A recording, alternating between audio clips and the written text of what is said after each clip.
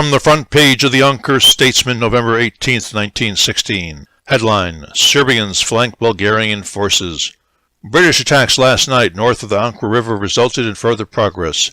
South of the Somme, the Germans attacked the French, but according to Paris reports, they were repulsed. The Entente campaign for Monastir continues to show progress. The Serbians have scored further advances in a flanking movement in the bend of the Cherna River east of the Macedonian capital, while the French are pushing closer to the south of the city, according to Paris. The Serbians' flanking operations have brought them to a point on the heights due east from Monastir. On the south, the French are 5 miles from Monastir. Other spirited fighting, the outcome of which was favorable to the British, has taken place in the campaign for clearing German East Africa. After the recent German attack on Gominji, the bulk of the force moved southward and invested the small British port at Malangali, failing in 3 efforts to capture it. A British relief column defeated the besiegers.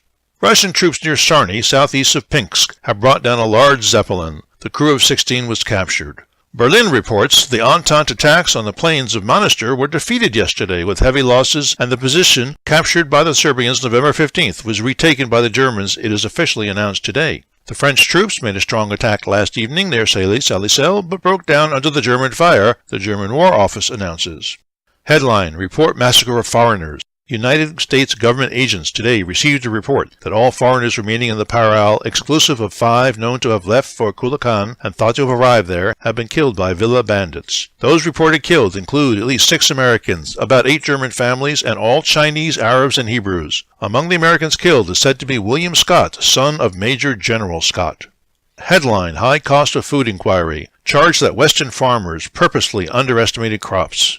In assertion that the Western farmers underestimated crops in their reports submitted to the federal government, thereby forcing up the price of wheat, potatoes, onions, and cabbage, is the latest contribution to the high cost of food investigation in Washington. The charge was made by Joseph Hartigan, Commissioner of Weights and Measures, who has just returned from a tour of 29 states. Hartigan said that the cost of food in New York City is 50% more than it ought to be, despite the fact that it is 20% lower than in most parts of the country. Department of Agriculture officials denied Joseph Hartigan's assertions. The Federal Trade Commission will not undertake investigation of the high prices of necessities of life because it would largely be a duplication of work of the department just finished under the Sherman antitrust law, it was announced today.